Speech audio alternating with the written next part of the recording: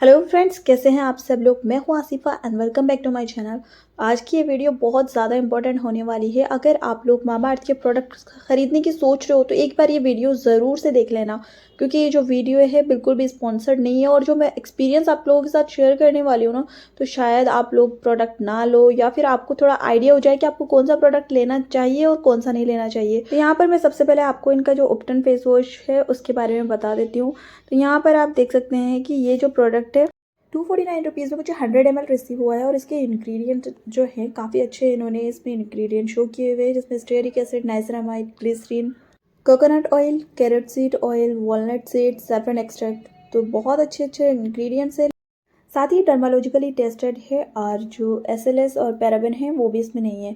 तो अब मैं आपको इसका टेक्सचर दिखा देती हूँ। तो इसका कलर आप देख रहे हो कि बहुत लाइट वेट, ये ख़त्म हो चुका है, खाली है थोड़ा बहुत ही मेरा बचा हुआ है। और ये काफ़ी पहले का, अगर आपने इसकी एक्सपायरी डेट और मैन्युफैक्चरिंग डेट पर नोटिस किया हो तो ये काफ़ी पहले का रखा हुआ मुझे जो प्रोडक्ट रखे हुए थे मैं आपको वो शो कर रही हूँ। मैं अभी इसको यूज़ में नहीं लेती हूँ, लेकिन ये पूरी ट्यूब मेरी यूज़ में ली है, तो इतना सफिशियंट होता है किसी प्रोडक्ट के बारे में अपना एक्सपीरियंस बताना कि अगर मैं आपको पूरी अगर ये ट्यूब यूज़ में लिए तो मुझे अच्छे से पता होगा कि ये कैसा प्रोडक्ट है और कैसा नहीं है। तो यहाँ पर सबसे पहले आप इसका टेक्सचर वगैरह देख लीजिए। बिल्कुल लाइट येलो कलर है, क्रीमी टेक्सचर है और इसमें मॉलिक्यूल्स हैं, मतलब जो स्क्रब में पार्टिकल्स होते हैं वो इसमें हैं। और ऐसा नहीं है कि बिल्कुल सॉफ्ट हो, अच्छा खासा स्क्रब वाला आपको फील देता है। तो चलिए मैं आपको साथ के साथ में यहाँ पर जो इनका फेस स्क्रब है, उपटन फेस स्क्रब, वो भी शो कर देती हूँ। यहाँ पर इसकी जो एमआरपी है वो 349 रुपीज़ है 100 ml प्रोडक्ट के लिए ही।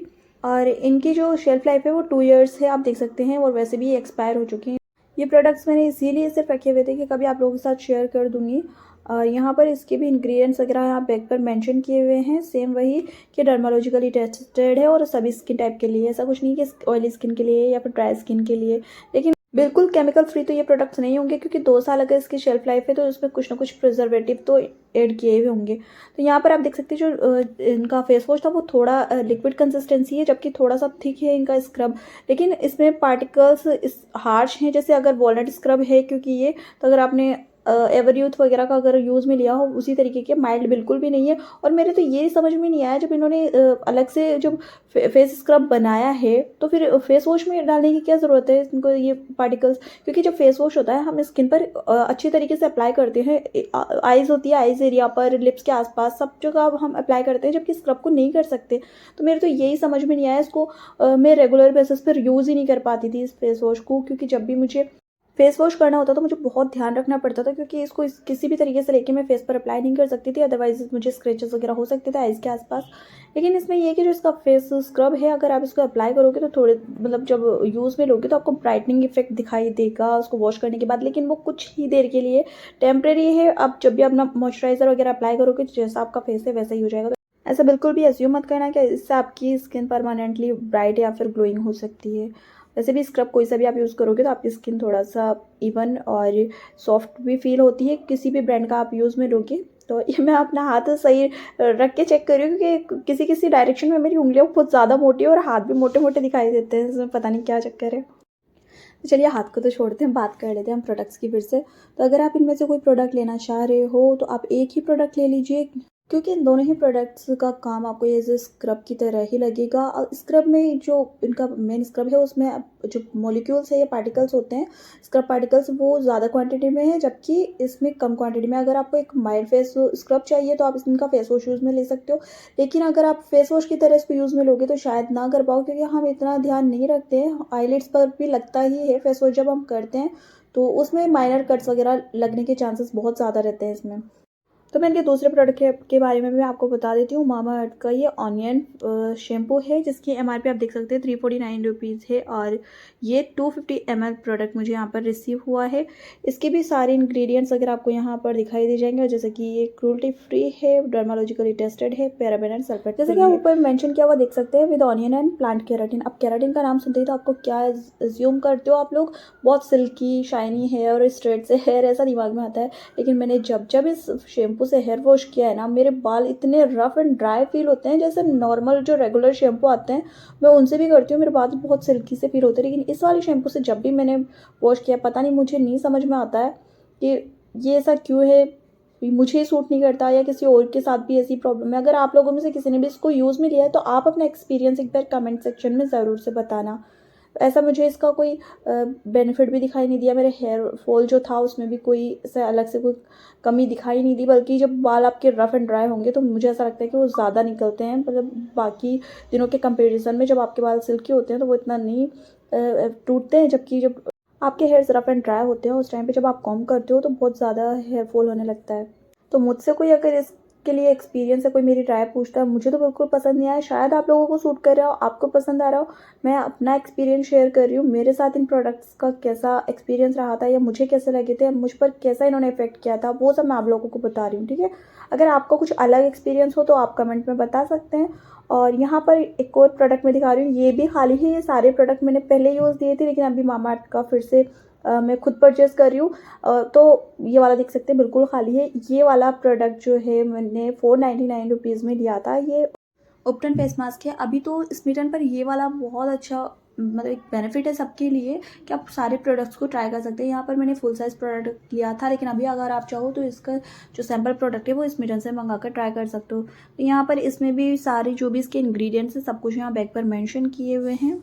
अगर इसकी टेक्सचर या कलर की बात करें तो मुल्तानी मिट्टी का अगर आपने फेस पैक यूज़ में लिया हो तो सेम मुल्तानी मिट्टी का थिक सा पेस्ट ये लगता था देखने में तो, लेकिन अप्लाई करने पर जैसा मुझे फील होता था तो मुझे लगाने पर हल्का सा बर्निंग सेंसेशन होता था। जैसे अगर आपने कभी ब्लीच ट्राई किया हो तो सेम वही वाला फील आता था। उसके बाद उसका जो टेक्स्चर होता था लगाने के बाद थोड़ा सा फूला हुआ सा, हल्का सा जगह जगह से हटा हुआ सा, वो भी इसमें दिखाई देता है। तो मुझे पर्सनली ऐसा फील होता था इसमें कुछ ब्लीच में जो भी इंग्रेडिएंट्स होते हैं वो इसमें भी मिक्स किए गए हैं। फेस वॉश करने के बाद आपको हल्का सा रेडनेस भी आपके फेस पर देखने को मिल ही जाएगा, लेकिन दूसरे दिन तक वो बिल्कुल डिसअपेयर हो जाता है। तो कभी इसको अप्लाई करो तो रात में ज़्यादा अच्छा रहेगा अप्लाई करना, और जब भी कोई फंक्शन या कुछ हो तो आप इसे लगा सकते हैं। आपको थोड़ा बहुत फेस पर ग्लो दिखाई दे जाएगा। इससे मेरे फेस पर बहुत ज़्यादा नुकसान नहीं हुआ था, लेकिन जो लास्ट में जो मैं प्रोडक्ट आपको बताऊँगी उस प्रोडक्ट ने मेरे फेस को बहुत ज़्यादा ख़राब कर दिया था। तो मुझे तो एक टाइम पे तो मतलब नफ़रत थी मामाअर्थ के प्रोडक्ट से, लेकिन अब मैं फिर से इसके मेकअप प्रोडक्ट्स लेने लग गई हूँ उसमें। तो यहाँ पर मैं ये दिखा देती हूँ, मेल्ट हो चुकी है ये गर्मी से, जो साइड में ख़राब भी हो गई शायद, तो उसमें कुछ टिंट वगैरह मैं यूज़ करती रहती हूँ, शायद वो भी इस पे लग गया है। तो यहाँ पर आप देख सकते हैं ये ट्रांसपेरेंट लिप बाम है। इसकी एमआरपी 149 रुपीज़ है, और सेम वही डर्मालॉजिकली टेस्टेड वगैरह सब इसी में भी है।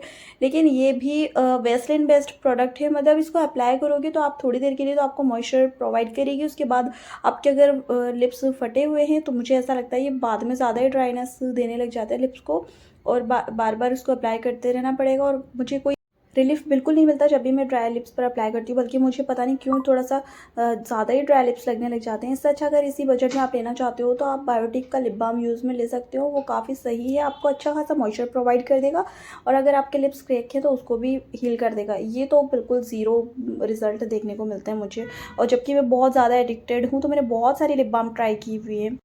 अगर ज़्यादा डिटेल में बताऊँगी तो वीडियो बहुत लॉन्ग हो जाएगी, तो नेक्स्ट प्रोडक्ट की तरफ चलते हैं। तो ये है Mamaearth vitamin C face toner. तो जैसा कि आपको पता ही है फेस टोनर बहुत इंपॉर्टेंट है हमारी स्किन के लिए। मैं ज़्यादातर दूसरे ब्रांड्स के यूज़ में लेती हूँ, लेकिन मैंने इसका ट्राई करने का सोचा था। तो ये देख सकते हैं आप 399 रुपीज़ में आपको 100 ml प्रोडक्ट मिल जाएगा। डर्मालॉजिकली टेस्टेड है, पैराबेन फ्री है और एसएलएस फ्री है। यहाँ पर सारे इंग्रेडिएंट्स आपको मेंशन किए हुए दिखाई दे जाएंगे, कैसे यूज़ करना है ये सब भी आपको प्रोसेस यहाँ पर मिल जाएगी।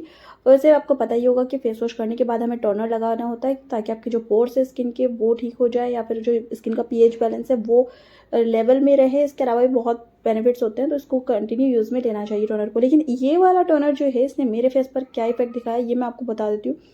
इसको मैंने स्टार्टिंग में लगाया, मुझे कुछ भी ऐसा प्रॉब्लम नहीं हुआ, लेकिन थोड़ा सा जब यूज़ करने के थोड़े दिनों बाद जब मैंने इसे अप्लाई किया, मेरा फेस एक दिन बहुत ज़्यादा गर्म हो गया। गर्म होने के बाद मैंने जब फेस शीशे में देखा तो मेरा फेस इतना ज़्यादा रेड था, मतलब मैं लिटरली बहुत ज़्यादा डर चुकी थी। मुझे लगा पता नहीं क्या हो गया मेरे फेस पे। मैं जल्दी से गई, मैंने आइस क्यूब लगाया फेस पर, उसके बाद मैंने एलोवेरा जेल भी लगा लिया, सब कुछ ट्राई किया, लेकिन मेरा फेस नहीं ठीक हुआ। फिर वो करीब 1 आवर या 1.5 आवर में जाके खुद से ही ठीक हो गया। लेकिन उस दिन मुझे एग्जैक्ट रीज़न नहीं समझ में आया था इस तरीके से क्यों हुआ मेरे साथ, क्योंकि टोनर मैं पहले भी यूज़ में ले रही थी।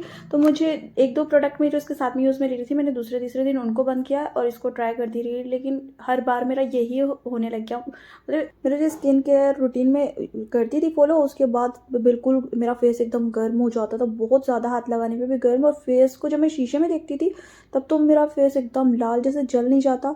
अभी तो मैं आपको इतना बता रही हूँ इसलिए इतना नहीं है, लेकिन उस टाइम पे मेरा जो हाल हुआ था ना टेंशन के बारे में, वो नहीं बता सकती। मतलब इतना ज़्यादा टेंशन हो जाती थी मुझे, यार ये क्या हो गया, अब सही होगा या नहीं होगा। और मुझे रीज़न भी नहीं समझ में आ रहा था, अगर पता चल जाता मैं फर्स्ट डे इसको बंद कर देती। तो ये सारा तो एक्सपीरियंस मेरे साथ रहा। मतलब ज़्यादा मुझे बिल्कुल मामाअर्थ के प्रोडक्ट पसंद नहीं है, और इस वाला जो इनका टोनर है इसने तो बिल्कुल नफ़रत ही करवा दी थी मुझे मामाअर्थ ब्रांड से। लेकिन अभी मैं कुछ प्रोडक्ट्स उसके फिर से ट्राई करने लगी हूँ, जिसमें मेकअप प्रोडक्ट्स कुछ अच्छे लग रहे कुछ नहीं। अगर आपको उनका भी रिव्यू चाहिए तो मैं एक सेपरेट वीडियो बना दूँगी। उसके अलावा मैंने हेयर केयर प्रोडक्ट भी लिए हैं, तो वो भी ट्राई करके आपके साथ जल्दी से उसका जो एक्सपीरियंस है या जैसा भी इनका इफ़ेक्ट मुझ पे हो रहा है तो मैं आप लोगों के साथ शेयर करूँगी, ताकि आप भी लेने से पहले एक बार थोड़ा आइडिया हो जाए कि कौन से प्रोडक्ट आपको लेने चाहिए और कौन से नहीं।